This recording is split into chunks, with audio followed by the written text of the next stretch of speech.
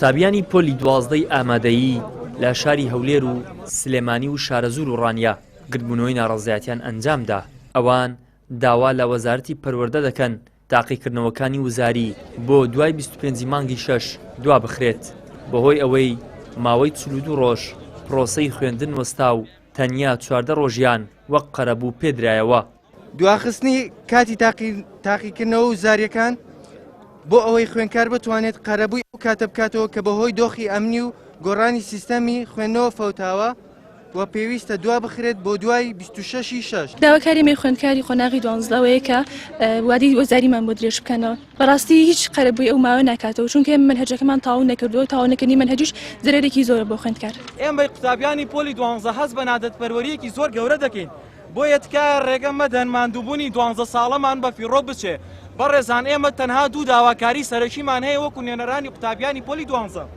داواکاری یەکەممان دواخستنی تاقیکردنەوەکان بۆ ماوەیەکی دوورتر. بەشێکی زۆری قوتابیان و خوێندکاران منهەجیان زۆر ماوە کە ئەمە پێویستی بە کاتێکی کێ بەڕاستی ئەمە پێویستمان بەوەیە کە دەڕۆژ لە کاتی وزاری درێژ بکرێتەوە. ئەوە هەروەها داواکاری کەشمان هەوەیە کە گەڕانەوەی ئارەزومەندانی کوردی و عەرەبی کە بە مافێکی ڕەوای خۆمان ێزانین.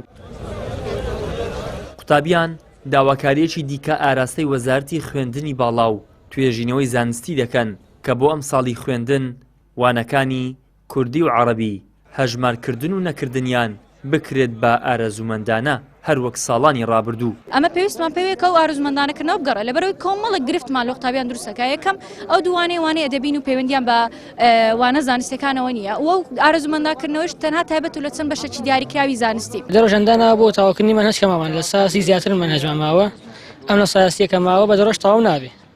ئەگەر تەواویژێ زۆر بە خراپی تەواو بێ ناوەڵا بە هیچ شێوەیەک وانە بووە چونکە ئێمە لە ماڵە بخوێنین تەلەبە ئیهمالە کە ساعەتی وێنێ تەنیا لە ماڵە خۆی بخوێنێ. زیاتر لە چ ڕۆژە دەگای خوێندنگەکان داخراوە.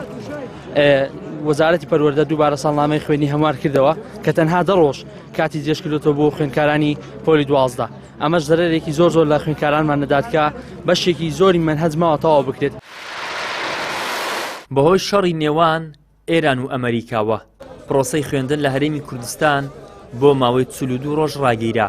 دوای چەند ڕۆژێکیش لە خوێندن بە شێوەی ئۆنلاین بەهۆی بڕیاری ئاگربەستەوە یەکشەمەی ڕابردوو بڕیاردرا دەرگای پۆلەکانی خوێندن بەڕووی قوتابیاندا بکرێتەوە. ئیدریس محەممەد، کەناڵی ئاسمانی پەیام،